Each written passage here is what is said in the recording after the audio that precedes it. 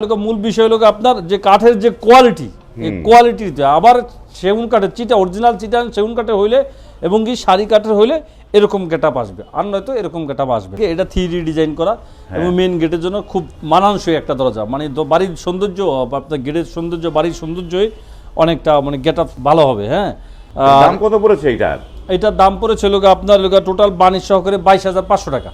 22,500 টাকা। 3D design করে আপনার 20,000 টাকা, আর 2500 টাকা varnish, hand varnish. Mahogany boil chemical treatment seasoning করা দরজা, এইটা মেহগুনি কাঠের পাল্লা।